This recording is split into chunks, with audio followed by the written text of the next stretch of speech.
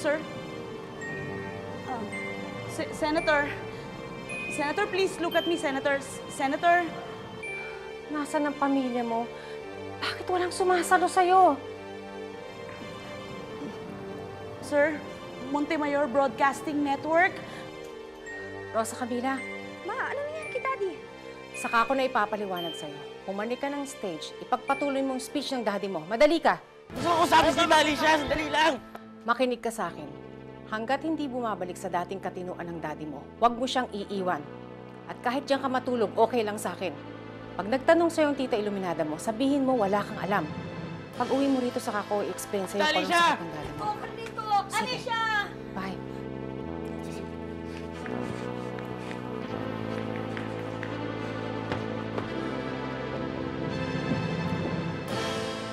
Ano ba yan? Alicia, maawa naman po kayo sa akin. Para po sa magiging anak namin ni Rosa Camila. Naaawa ko sa anak niyo ni Rosa Camila. Pero sa ngayon, mas naaawa ko sa anak ko. Anong may bibigay mo sa kanya? Kasal? Apelyido mo? Binigay mo ng lahat kay Phoebe. May kasunduan po kami ni Phoebe. Paanal namin ang kasal namin tapos sa 6 na buwan para makapagbalikan kami ni Rosa Camila. Ilang beses ko na po tinakakausapin si Rosa Camila pero hindi niya ako pinapakinggan. As my father, Senator Leandro Montemayor, was saying, on behalf of our family, we would like to welcome you all to the New Millennium's Broadcast Network, which promises to deliver truth and news and quality programming. The Montemayor Broadcasting Network. Huli na ang lahat, Carlito. Hindi pa po. Iwan mo na si Rosa Camila. Hindi ko po magagawa yun. Hindi po ako patatawarin ng puso ko. Kasalanan mo ang lahat. Masanay ka.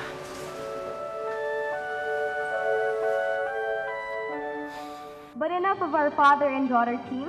I'm sure all of you would like to hear more about MBN. So here's the president of our new corporation, my sister, Amanda Montemayor.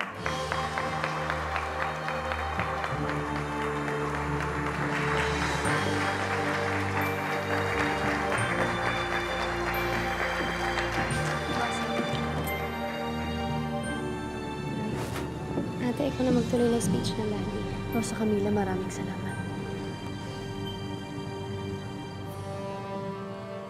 Rosa Camila Montemayor and Senator Leandro Montemayor.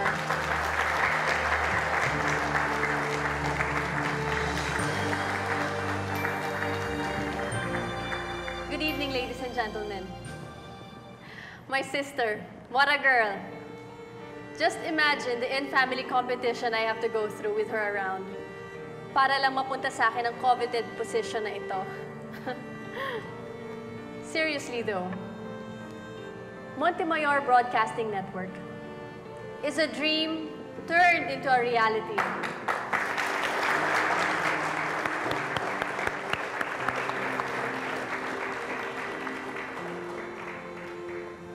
Anong ginagawa mo dito? Pwede ba, ate, huwag kang gumawa ng iskandalo dito? Dad? Huwag mo siya paalisin. Senator, you must be tired, sir. Would you like to go home? Scheduled interviews. Senator, di ba? Leandro, baka kailangan mo na magpahinga. Hindi. Iwanan niyo kami. Umalis na kayo. Please. Go.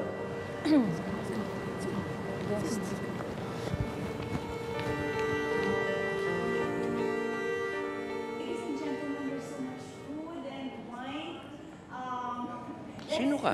Celebrate and enjoy the evening.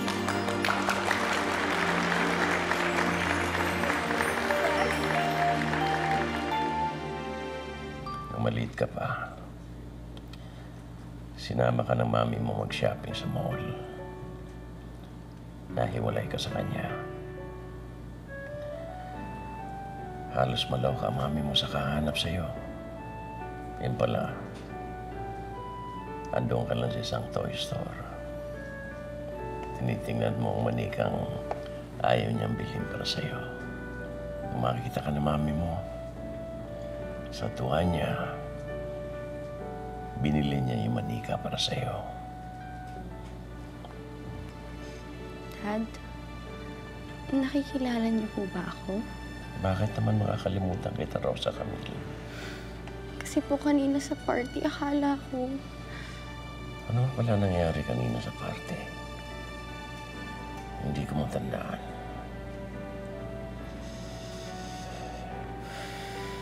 Parang nablangko ako.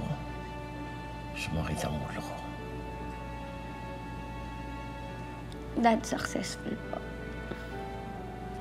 Pangakala mo, hindi na ako galit sa'yo. Galit pa rin ako dahil nagdadalang tao ka.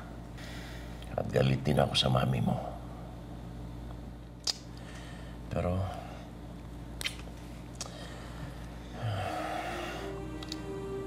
wala na tayong magagawa riyan. Andiyan na riyan. Kahit ano pa man, Montemayor pa rin ang dinadala mo. Sino man ang ama niya.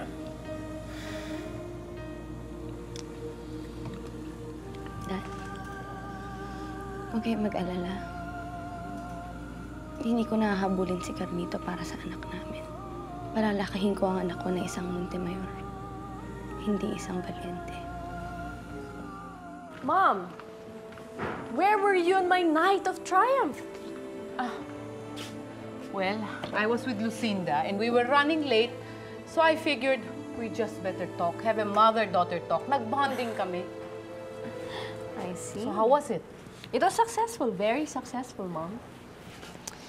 So, I'm still your daughter, right? Why don't we do the mother-daughter talk too? What do you mean? Oh, come on, let's see. Di ba nag-usap kayo ni Lucinda? I know that pinipressure siya ni Millicent. So does it follow na pinipressure ka rin ng third richest man of the Philippines? Oh, Amanda, I am so confused. Pinipressure nga ako ni Tomas Locsin na magpakasal na kagabi. Huh? It's not that I still love your father, nor kulang ang pagmamahal ko kay Tomas Locsin. It's just that I know na pag pinasukan ko ito at magpakasal ako,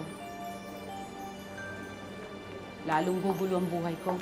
And I might also jeopardize the future of you two kids.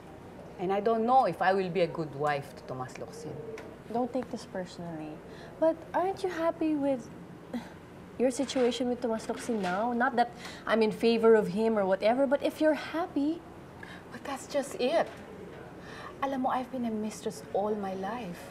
I don't know if I will be a good wife to Tomas Locsin.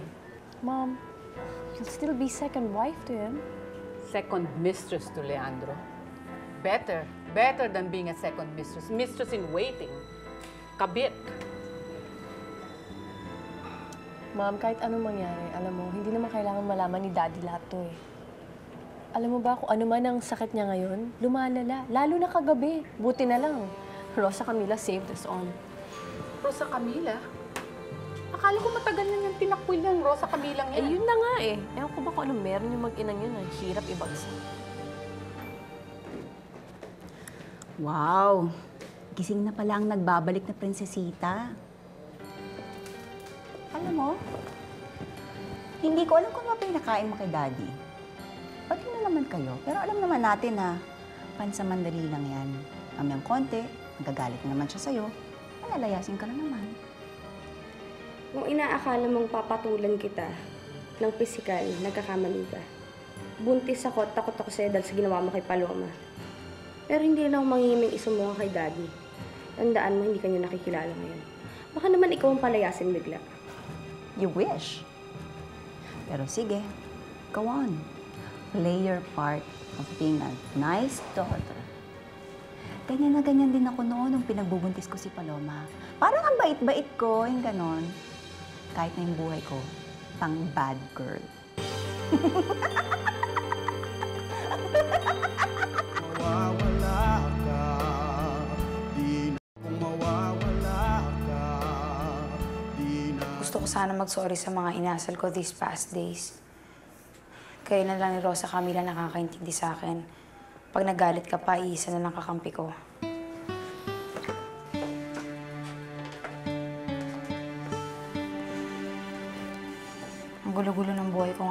ng direksyon. May trabaho nga ako, saling-pusa lang naman ako. Does it mean you're ready to get back to work? So start your day.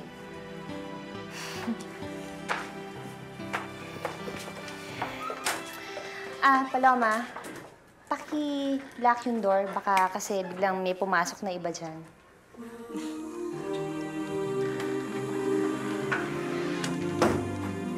Elaine, I think it's best na kunin mo muna yung mga papers ng senator sa Senate. Dito na lang natin asikasuhin.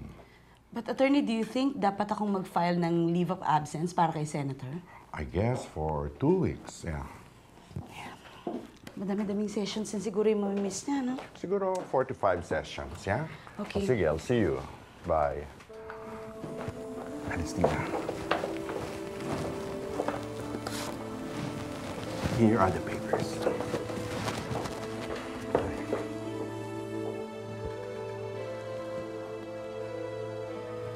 Nandito na ang cover ng senator. Tama mo.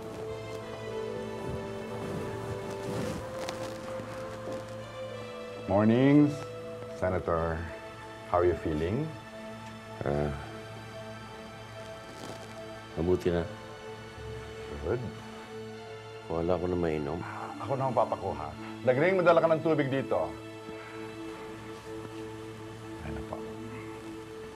Good morning, Daddy.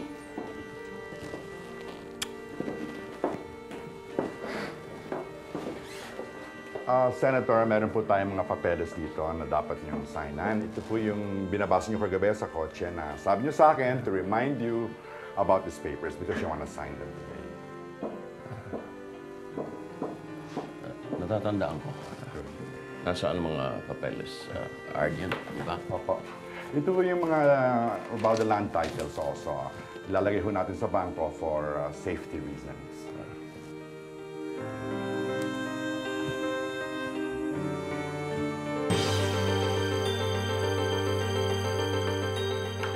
Paloma. Bilisan.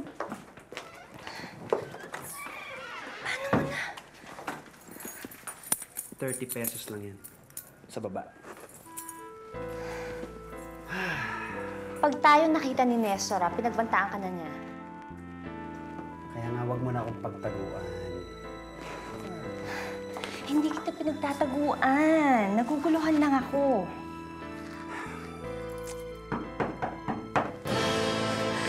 Si Nestor yan. Aha! Sandali lang. Ano? Ha? Sige. Halika na. Teka mo na, hindi mo malalak yung pito? Hindi. Kasi gabi pumapasok yung mga cleaners dito. Okay? Let's go. Let's go.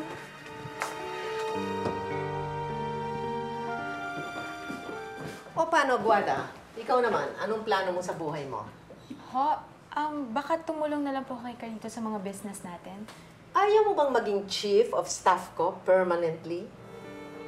Whatever you say, Lola. I'd love that. Good. Bukas na bukas, padodraw up kong necessary papers para maging chief of staff kita. But, I am going to pay your salary, not the government. Baka ma-plunder tayo balang araw. Thank you po. Sige. Good night. 2 hours lang ang chikahan, ha?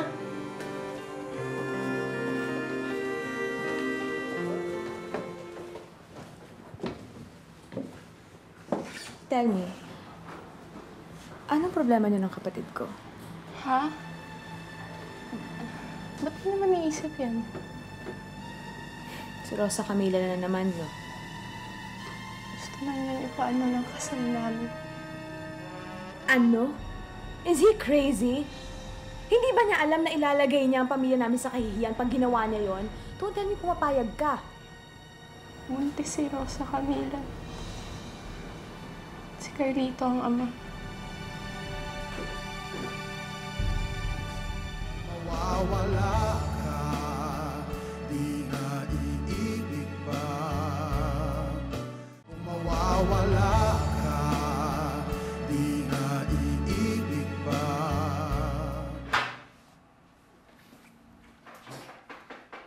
Ano ba? Di ba sinabi ko naman sa Dionisio ka muna umuwi? Carlito, si Tita Angie to. Tita Angie. Kung gusto mong makita si Rosa Camila, pumunta ka sa bahay ng ama niya. Salamat po.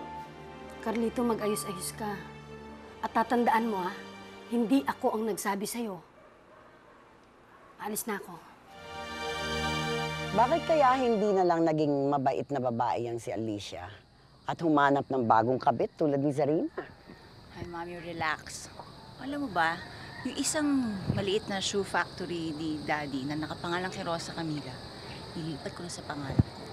Oh, that's good. There is a good news for both of you. Yung malaking property, nailipat na rin sa pangalan nyo. How'd you manage to do that? Mami, yung mga sakit ng katulong kay Daddy, kasi may mga advantages din. Ay, naku, paano ko malalaman niya? Mag-ingat tayo kasi meron mga moments of lucidity from his illness si Governor. Ay, naku, naawa ko kay Leandro. Mami, maawa tayo sa sarili natin. Tayong unang pamilya, tayo nawawalan. Wow, look who's here. Senator. Carlos Valiente Jr. Bugbugin niyo na po ako, pilayan, barilin. Pero huwag niyo lang pagpapakit sa akin yung magiging anak namin ni Rosa Camila. Masyado nang malalim ang mga sugat ng mga pamilya natin.